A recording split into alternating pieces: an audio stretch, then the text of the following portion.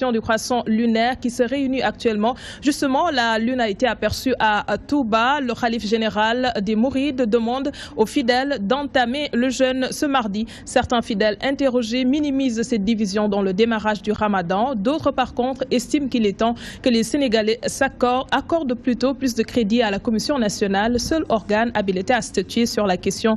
Le sujet est signé Code Ndiaye. La commission dirigée par Mourchid Ian Thiam scrute la lune ce lundi. Pourtant, certains fidèles ont déjà débuté le jeûne. Ces fidèles musulmans minimisent, même s'ils disent attendre le mot de la commission. En l'islam, les divisions là, ce qu'on appelle des divisions, c'est même pas des divisions. C'est un grand ensemble effectivement qui réunit tout le monde dans une certaine diversité qui ne change en rien quand même la marche de l'islam. Pour moi, c'est absolument rien du tout. Je ne le négativise pas. Je n'y vois pas d'inconvénient. Je le considère comme un mal nécessaire, mais ce n'est pas une division. Pour cet homme, cette division n'a pas sa raison d'être. Au Sénégal, on dit qu'on est des musulmans, mais il faut qu'on revoie les choses. On ne peut pas se baser sur d'autres pays pour démarrer le jeûne. En tout cas, moi je fais confiance à la commission. Pas question de négativiser cet état de fait selon ses citoyens. La lune n'est jamais apparue au même moment partout dans le monde. Ça a toujours été comme ça. Donc on a les gens qui veulent attendre de voir la lune, effectivement, ou bien de voir quelqu'un qui est sûr et qui a vu la lune, ces gens-là, ils sont dans leur droit. On ne peut pas obliger quelqu'un à commencer le jeûne à partir d'informations dont il ne fait pas confiance. Les hommes sont toujours différents et ça a toujours été le cas. Je ne pense pas qu'un jour tout le monde va jeûner en même temps. Comme les années précédentes, la communauté musulmane débute encore le jeûne dans la division. L'association des musulmans du Sénégal a démarré le jeûne ce lundi, au moment où la commission scrute la lune, le même jour. Code Ndiaye, le marché est pris d'assaut par les Sénégalais en cette veille de Ramadan, en tout cas veille de Ramadan pour la grande majorité des Sénégalais. Toutefois, le prix de certaines denrées de grande consommation a connu une hausse. Les clients indexent les commerçants accusés de spéculation, ce que réfutent les vendeurs. C'est du moins le constat fait par Adiara Sissé au marché Tilène. Suivons son reportage.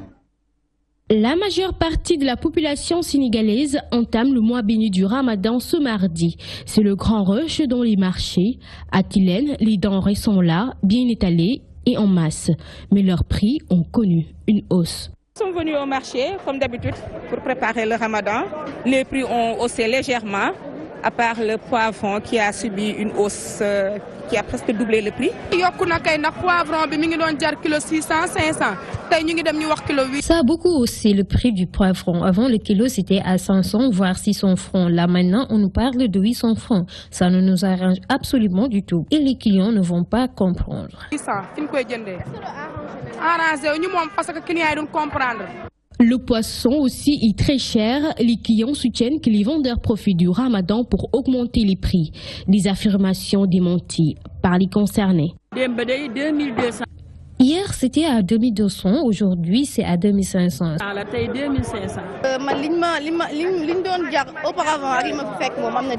Pour moi, c'est trop cher. Auparavant, c'était pas la même chose. Il y a une grosse différence sur les prix. J'ai acheté aujourd'hui le tel à 3000 francs. J'ai marchandé, je l'ai eu finalement. Mais c'était à 4000 francs. Je pense que c'est à cause du mois de Ramadan qu'ils haussent les prix.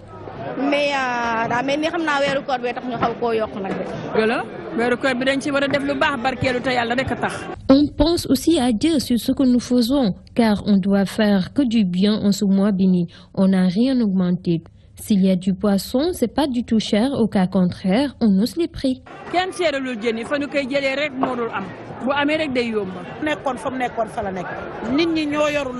Moi, je pense qu'il n'y a pas de hausse qu'on se dise la vérité. Le pays va mal, personne n'a d'argent pour acheter. La viande pourrait être moins prisée durant cette période à cause de l'annonce de la viande d'âne et de chevaux sur le marché. Les bouchers confient que leurs recettes ont baissé. Pour nous, les clients viennent peu à peu. Notre chiffre d'affaires a beaucoup baissé à cause des rumeurs sur les viandes d'âne et de chevaux. Ça sera difficile ce mois-ci, certes, Mais pour nous, les prix ne connaîtront jamais de hausse. D'autres denrées pourraient se faire rares, comme la pomme de terre. Selon certains vendeurs, son exportation est interdite par le gouvernement. Ramadan Moubarak à la communauté musulmane. Je vous l'annonçais en début d'édition, les saltigués font encore parler d'eux. Ils prédisent un avenir politique incertain pour le président de la République Macky Sall. Les saltigués peignent aussi un tableau assez sombre sur l'état de santé de la deuxième personnalité de l'État, le président Moustapha Niasse. En outre, ils prédisent un hivernage pluvieux et des récoltes abondantes cette année. Le centre expérimental de Malango a abrité le week-end la 27e édition du Roy, une édition placée sous le signe de la paix. Mansour Sow était à Fatick pour nous regarder.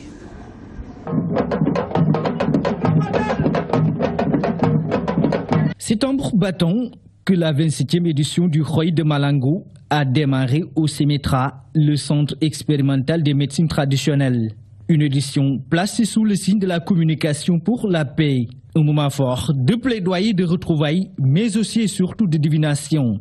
Les saltigués, ces grands maîtres voyants ont prédit un hivernage pluvieux et de bonnes récoltes en perspective. De manière globale, ce que le Roy de cette année a révélé, c'est d'abord que l'hivernage est bien.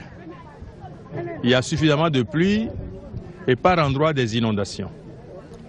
Il y a aussi un petit couac qu'ils ont vu dans l'hivernage, c'est qu'il y aura des vents violents qui risquent d'emporter même des maisons.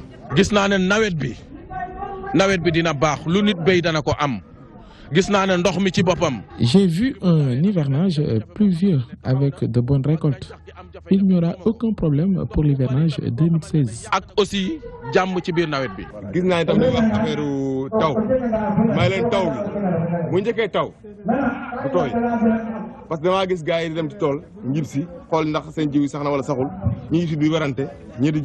Sur le plan politique, le règne de Macky Sall et celui du président de l'Assemblée nationale sont menacés. Le premier par deux nouveaux leaders dans la landerneau politique nationale et pour le second, il doit craindre pour sa santé. Face à toutes ces prévisions en vue, les saltigués ont suggéré des offrandes à faire pour conjurer le sort. Son fauteuil est très convoité, mais qu'il plaise ou non à ses adversaires, il aura le deuxième mandat. Ils ont été formels. Mais dans cette convoitise d'adversaires qui veulent lui arracher coûte que coûte ce pouvoir, ils lui ont recommandé de faire quelques petits sacrifices. J'ai vu deux nouveaux leaders politiques lorgner la chaise de Macky.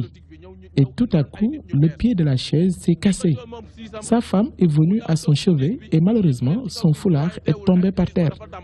Ceci veut dire qu'il risque de ne pas être réélu en 2019, à moins qu'il tue un bœuf noir qu'il divisera en 19 parts et qu'il donnera à des aveugles.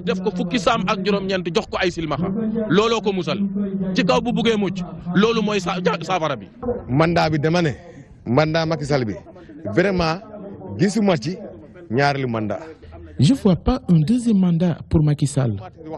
Il sera battu en 2019.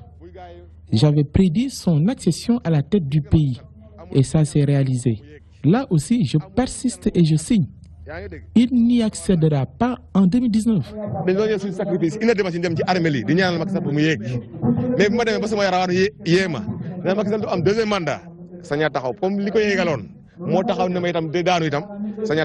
Le temps d'un week-end, le centre expérimental de Malango était le point de ralliement des populations de Fatick et autres localités voisines. Événement traditionnel, le Roy a lieu chaque année le premier samedi du mois de juin. Il est inscrit aujourd'hui au patrimoine culturel immatériel de l'humanité de l'UNESCO. Autre point évoqué dans les titres, les perturbations qui planent sur le baccalauréat 2016. Les épreuves anticipées de philosophie risquent de ne pas se tenir. La coordination des enseignants et examinateurs de philosophie a décidé de boycotter la session. Le directeur exécutif de Amnesty International section Sénégal invite le chef de l'État à recevoir les syndicats d'enseignants. Seydi Gassama appelle l'État à respecter ses engagements. Le SAEMS-CUSEMS et le grand cadre étaient ce matin dans les locaux de l'organisation pour éclairer l'opinion sur ce qu'ils appellent une campagne de diabolisation entreprise par les autorités. Elhaj Moussa Bey nous en dit un peu plus. Comme prévu dans le calendrier des examens scolaires, les épreuves d'anticipé de philosophie risquent de ne pas se tenir à date échue. Après cette rencontre d'information avec les syndicats d'enseignants, le directeur exécutif d'Amnesty International a estimé que la crise qui prévaut dans le système éducatif ne permet pas de tenir ces épreuves. Seydi Gassama juge irresponsable le comportement de l'État et l'appel au respect de ses engagements. Les revendications des enseignants ne sont pas que des revendications pécuniaires, contrairement à ce qu'on cherche à accréditer auprès de l'opinion pour pouvoir les diaboliser. Donc, nous appelons l'État à faire preuve de responsabilité en respectant les engagements qui sont signés et surtout à faire en sorte que cette tentative d'intimidation qui a été déclenchée s'arrête immédiatement. Dans un contexte particulier, Seydi Gassama est d'avis que seul le président de la République peut décanter la situation. Pour arrondir les angles, il l'invite donc à recevoir les syndicats d'enseignants. Nous voudrions appeler le président de la République à recevoir les enseignants parce que malheureusement dans ce pays, c'est lui qui détient la clé de la solution de tous les problèmes. Nous voudrions lui lancer un appel pour qu'il reçoive les enseignants. À 48 heures des épreuves de philosophie, le SAEMS, CUSAMS et le grand cadre des syndicats d'enseignants ne décolèrent toujours pas. Prenant l'État comme seul responsable de la crise, ils maintiennent la grève totale décrétée mercredi et jeudi qui impactera sans nul doute sur ces évaluations. Nous poursuivons la lutte parce que nous n'avons plus le choix. Le gouvernement nous a imposé une logique de confrontation. Il s'agit aujourd'hui de défendre la dignité, l'honneur, la corporation. Et toutes les organisations syndicales du Sénégal sont interpellées. Maintenant, nous sommes à 48 heures du bac. Comme je l'ai dit, la témérité est aveugle, le courage est intelligent. Je crois que le courage et l'intelligence recommandent qu'on voit la situation en face. Les enseignants n'excluent pas cependant une éventuelle suspension de leur mouvement d'humeur, à condition que l'État se conforme à leurs souhaits. Le coordonnateur de la COSYDEP se désole de la crise qui secoue le système éducatif. Cheikh Mbow appelle les acteurs au dépassement. Il invite l'État à mettre de côté la force brutale et à privilégier le dialogue. Toutefois, le coordonnateur de la COSYDEP demande aux enseignants de suspendre leur mouvement de grève. Dans un tel contexte, il pense qu'un réaménagement du calendrier des examens est nécessaire pour sauver l'année d'une éventuelle invalidité. Cheikh Mbow est interrogé par Elhaj Moussabé. Nous considérons aujourd'hui que ce qui se passe est à la fois prévisible, mais aussi déplorable. Nous pensons que ce sont les seuls enfants qui, eux, n'ont pas fait de faute, qui sont en train de subir le jeu d'acteurs des adultes. Et par conséquent, nous en appelons à la responsabilité de chacun. Donc, vraiment, notre message, c'est de demander au gouvernement de surseoir à ces mesures, parce que ça ne permet pas d'apaiser, ça ne va pas dans le sens d'un dialogue national, aux syndicats de suspendre, mais aux citoyens de s'impliquer davantage. Nous, notre conviction, c'est qu'il ne faut pas minimiser cette grève qui a quand même impacté au moins dans le moyen secondaire. Ceci dit, il faudrait aller certainement dans le sens de revoir le calendrier des examens. On ne peut pas considérer, avec toutes ces perturbations que nous avons vécues, que le calendrier n'a pas du tout été impacté. Le ministre de la fonction publique lance un énième appel aux enseignants grévistes. Viviane Bampassi leur demande de surseoir leurs rêves et de revenir à de meilleurs sentiments afin de sauver l'année scolaire en cours. Le ministre de la fonction publique précise que le gouvernement a déjà posé des jalons pour apaiser l'espace scolaire. Viviane Bampassi s'exprime au micro de Mamadou Diop. Je voudrais aussi dire que le gouvernement ne fait rien d'autre que d'appliquer la loi. Les réquisitions, c'est une disposition de la loi, ce n'est pas autre chose. Parce que j'entends beaucoup de sorties. Les gens disent, oui, il ne faudrait pas en arriver là, il ne faudrait pas donner cette image de notre République. Nous n'avons pas voulu en arriver là. Mais il faut aussi qu'on garde à l'esprit que nous sommes à quelques semaines de la fin de l'année scolaire. Il faut que nous puissions sauver cette année pour les enfants. Nous avons la responsabilité de ces enfants, de leur éducation, de leur scolarisation. Et je voudrais profiter justement de votre antenne pour, à la suite du ministre de l'Éducation, en appeler à la raison. Je pense que la majorité des enseignants aujourd'hui dispensent correctement les enseignements. Ceux qui sont encore en mouvement, nous les appelons à la raison parce que nous avons suffisamment discuté. Éducation, toujours, l'ambiance était électrique ce lundi à la faculté des sciences juridiques et politiques de l'université Cheikh Anta Diop de Dakar. Les étudiants ont décrété une grève illimitée à compter de ce jour. Ils exigent le master pour tous. Selon eux, une sélection partisane a été faite, privant ainsi à plus de 250 étudiants de formation. Leur président juge cette situation inacceptable. Pape Ousmane Sissé. Les étudiants de la faculté de droit de l'université Cheikh Anta Diop de Dakar ont déserté les amphithéâtres pour une durée illimitée. Motif invoqué, une sélection pour faire le master, ce qui est contraire au texte selon leur président. Maintenant, nous sommes 40 jours de grève. Le motif, c'est la sélection des étudiants admis en licence en master. La faculté de droit, depuis 1957, il n'y a jamais eu de sélection. Cette année, la faculté a procédé à une sélection par élimination, voulant renvoyer 256 étudiants, ce que nous disons inadmissible. On a usé de toutes les voies de négociation. Maintenant, on a décidé de passer à une vitesse supérieure. Après avoir décrété une grève illimitée, on a commencé aujourd'hui à descendre sur le terrain. On va bloquer toute la faculté. Nous, on dira niet à cette sélection à la faculté de droit. Les autorités de la faculté au banc des accusés, ces étudiants réclament un master pour tous et une orientation dans un établissement privé. Ces étudiants sont admis en licence. Ils ne peuvent pas fixer des critères en disant qu'il y a des critères de niveau. L'autre chose que je vais déplorer, et je le dis ici, la sélection ne se passe, c'est de la mauvaise foi de ces professeurs. Pourquoi je le dis? Ils ont refusé pour qu'on admette ces 256 à la faculté de droit et ils nous donnent une autre proposition. On amène les 256 à l'ISEC, on va aller créer des masters. Ce sont les mêmes profs à la fac qui refusent d'enseigner ces étudiants ici à la faculté de droit, qui vont les retrouver à l'ISEC pour les enseigner avec une rémunération qu'on va les payer. Pour manifester leur mécontentement, ces étudiants ont pris d'assaut l'avenue Cheikh Anta Diop. L'intifada entre forces de l'ordre et étudiants a duré plusieurs heures. Pape Ousmane Sissé, sur 1070 étudiants, 830 ont été sélectionnés. Le reste, la faculté leur propose de faire leur master dans des écoles de formation. Le doyen Mamadou Badji exhorte les étudiants à suspendre leur mot d'ordre et à regagner les amphithéâtres. Il faisait face à la presse cet après-midi. Je vous propose un extrait au micro de Ndeye Fatim Lo. Une offre de formation qui est proposée par l'ISEC qui leur permet ou qui leur permettrait, s'ils l'acceptaient, de pouvoir suivre une formation et de sortir avec un diplôme.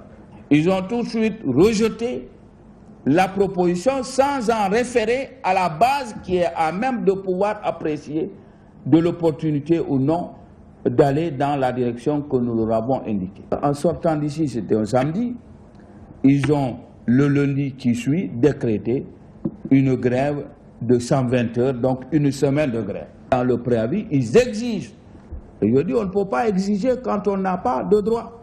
Les 256 qui n'ont pas satisfait aux critères demandés, aujourd'hui n'ont pas de carte d'étudiant. Et donc, dire qu'ils revendiquent ou vouloir revendiquer un droit, c'est aller très vite en besoin. Il s'agit pour les parents. Il s'agit pour tous ceux qui nous écoutent, les étudiants, il s'agit de comprendre que si vous voulez étudier, et je suis sûr que c'est ce que vous voulez, nous allons créer les conditions pour qu'à partir du jeudi, eh bien, vous puissiez regagner les amphis. Je vous le disais en titre, la tension reste vive à la mairie des Parcelles Assainies. Les 11 millions décaissés par l'édile de la commune pour la tenue d'un séminaire à Saly est à l'origine du malaise. La session ordinaire du conseil municipal de vendredi dernier s'est terminée en queue de poisson. Les conseillers municipaux hostiles au maire Moussassi exigent qu'une délégation spéciale soit dépêchée dans la commune.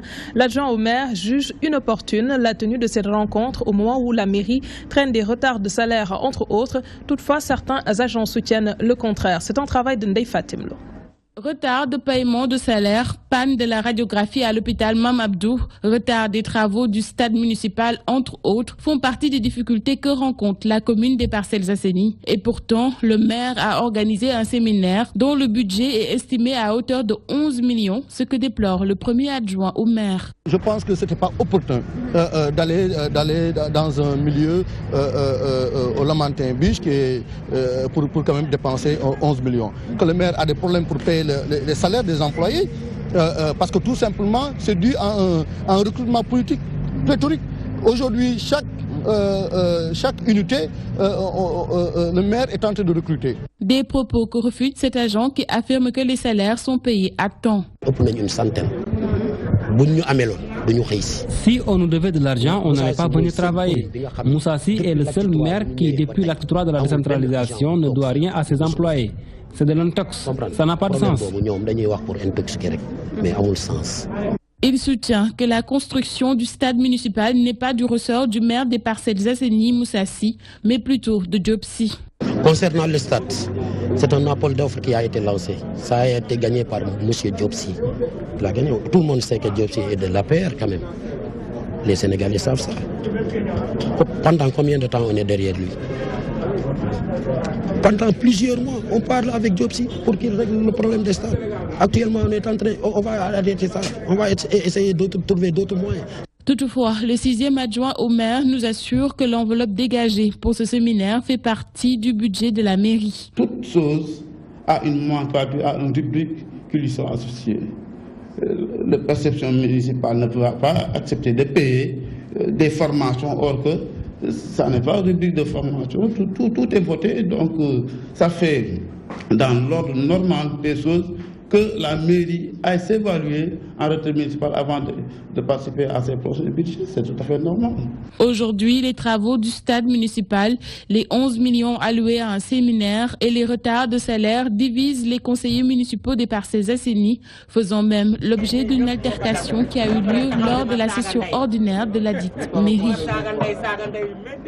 Nous nous rendons à Keur Massar. Des opérations de délimitation entre les communes de Malika et Tivaouane Peulh mettent les populations de cette localité dans tous leurs états.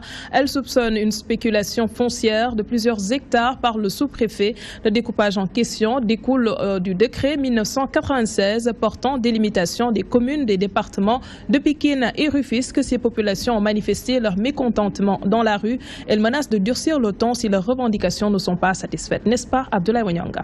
Les populations sont montées au créneau arborant des brassards rouges pour protester contre l'exclusion de leur localité sur une partie du littoral. Elles affirment que les 104 hectares attribués aux communes de Malika et de Tivaouane Peulh s'est fait de façon arbitraire. Au nom de tous les chefs de quartier, je parle au nom des imams, je parle au nom des notables de Keur Massar. Tout Keur Massar aujourd'hui est réuni pour revendiquer les 104 hectares qui se trouvent entre la VDN et le lac. Elles soutiennent également que l'occupation de cette partie peut constituer un blocage dans le cadre de la lutte contre les inondations, devant permettre l'évacuation des eaux pluviales vers la mer. Nous sommes en train de faire des bassins et des canalisations un peu partout. Mais il se trouve que là, justement, où la canalisation doit passer pour entrer en mer, mais on a vendu ces parcelles-là. Ces populations ont également profité de cette marche de protestation pour réclamer la départementalisation de leur commune. Nous réclamons notre départementalisation, qui, c'est le moment. Si nous le disons, nous sommes conscients qu'entre Keur Massar et Guédiawaye, pourquoi on dit que Guédiawaye est un département? Keur Massar n'est pas un département, alors que nous sommes 130 quartiers, plus grands que le département de Guédiawaye. Ce combat est le combat de toute une jeunesse. C'est quoi? C'est réclamer notre droit. C'est réclamer notre droit. Les 104 hectares au niveau de cette littoral nous appartiennent de droit. Les autorités étatiques ont procédé à la délimitation des communes de Malika et de Tivaouane Peulh sur le littoral. La commune de Keur Massar est exclue de ce découpage administratif. Pointé du doigt, le sous-préfet des Niayes affirme avoir tout simplement fait appliquer le décret de 1996 portant délimitation de ces communes des départements de Rufisque et de Pikine. Connaissez-vous Guéréo? C'est un village situé dans le département de Mbour. Ses habitants étaient dans la rue pour réclamer une route bitumée, une ambulance pour leur poste de santé et l'audit du foncier de leur localité. Il décrit le mutisme des autorités locales et des députés de ce village également qui seraient à l'origine de leur souffrance. Youssoupha John est le président de Guéréo Émergence. Il réagit au micro de Mamadou Diop. Pour une seule doléance, une doléance commune, il s'agit de la route. Nous exigeons une route goudronnée ici à Guéréo. Nous exigeons une route goudronnée pour la meilleure circulation des personnes et des biens. La route de Guéréo, c'est-à-dire le tronçon Kinyabour-Guéréo, est aujourd'hui un frein à l'émergence de notre localité. Que nos députés de Mbour et de Thiès ne nous ont pas représentés dignement à l'Assemblée nationale. 14 000 habitants pour un poste de santé qui n'est même pas capable d'accueillir 100 personnes.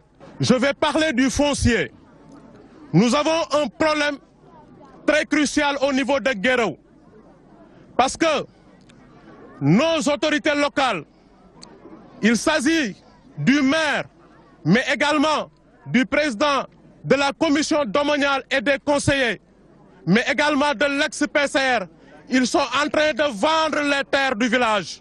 Une audit, il faut que les gens viennent auditer le foncier de Guéréo, parce que nous sommes en train vraiment de nous perdre à cause d'eux. Une délégation spéciale, parce que nous ne voulons plus de cette mairie-là. Ils ne sont là que pour leurs propres intérêts. Au chapitre économique, Dakar abrite le forum des experts et hommes d'affaires nationaux de la diaspora. Objectif renforcer l'investissement des Sénégalais de l'extérieur dans le plan Sénégal émergent. Selon les acteurs, cette initiative devrait passer par le financement des projets du programme d'urgence pour le développement communautaire PUDC. Les émigrés ont magnifié l'initiative, toutefois ils demandent une plus grande accessibilité aux informations. Le Premier ministre a pris part à la rencontre et c'était en présence de Aïssatou Dioptal. 8 mois après son lancement officiel, le programme d'urgence pour le développement communautaire PUDC commence à faire des résultats. Ainsi, pour soutenir le plan Sénégal émergent, l'État invite les Sénégalais de la diaspora à s'impliquer davantage dans la bonne marche du pays en rentrant investir dans leur pays. Le gouvernement est très ouvert à aussi faciliter les procédures et